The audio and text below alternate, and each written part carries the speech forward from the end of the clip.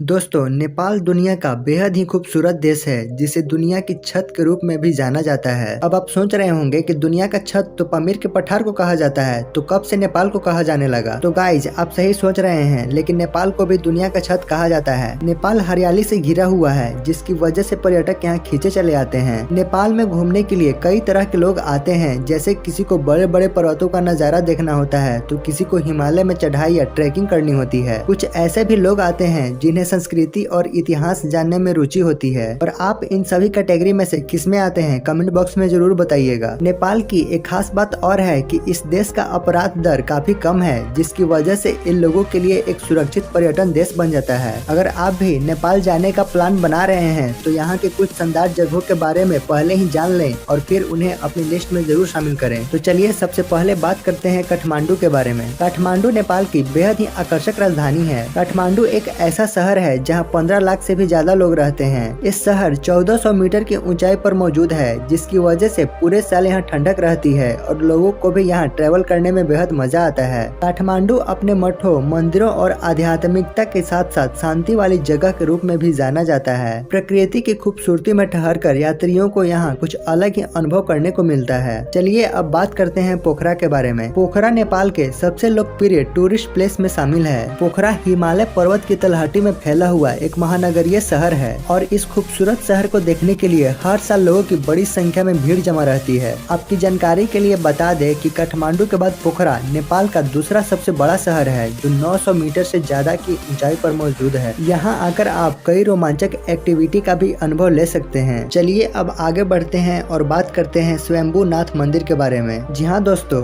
अगर आप स्वयंभूनाथ मंदिर जाना चाहते हैं तो ये मंदिर काठमांडू के पश्चिम में एक पहाड़ी की चोटी पर करीब 3 किलोमीटर की ऊंचाई पर स्थित है। एक काठमांडू का सबसे महत्वपूर्ण मंदिर माना जाता है और स्वयंभू स्तूप इस मंदिर परिसर का एक प्रमुख आकर्षण है। इस मंदिर के आसपास आपको कई बंदर देखने को मिल जाएंगे, जिस वजह से इस मंदिर को मंकी टेम्पल के नाम से भी जाना जाता है। नेपाल की यात्रा में इस मंदिर को भी अपनी लिस्ट में जरूर शामिल करें। चलिए आगे बढ़ते हैं और बात करते हैं भक्तपुर के बारे में। काठमांडू घाटी में मौजूद भक्तपुर नेपाल में घूमने की सबसे खास जगहों में शामिल है। यहाँ आपको कई मंदिर और तीर्थ स्थल देखने को मिल जाएंगे। भक्तपुर को भक्तों का शहर भी कहा जाता है। हालांकि काठमांडू की तुलना में आपको यहाँ कम भीड़ देखने को मिलेगी, परंतु यहाँ की घुमावदार सड़कों में पैदल चलने का मजा ही अलग है। इस शहर का मुख्य आकर्षण दरबार स्क्वायर और 55 विंडो पैलेस है। चलिए अब बात करते हैं सबसे खास जगह लुम्बिनी के बारे में। लुम्बिनी गौतम बुद्ध का जन्म स्थान है, जो हिमालय के पर्वतों से घिरा पड़ा है। आपको बता दें कि लुम्बिनी एक यूनेस्को विश्व धरोहर स्थल है। इसके स्तूप और मठ इसे बेहद खास बनाने में मदद करते हैं। साथ ही इस जगह को सम्राट अशोक के स्मारक स्तंभ के रूप में भी जाना जाता है। अगर आप नेपाल आने की प्लानिंग कर रहे हैं तो लुम्बिनी में शास्त्रों का अध्ययन करने, धर्म के बारे में जानने और दिमाग को शांत करने के लिए जरूर जाएं। और तो और लुम्बिनी में माया देवी का मंदिर भी है, जिसमें माया देवी की मूर्ति की पूजा की जाती है। हमारे इस लिस्ट में आखिरी जगह चितवन नेशनल पार्क है। अगर आप वन्य जीव प्रेमी हैं तो आपको नेपाल का मशहूर चितवन राष्ट्रीय उद्यान को भी अपनी लिस्ट में जरूर शामिल करना चाहिए। आपको बता दें कि यह नेशनल पार्क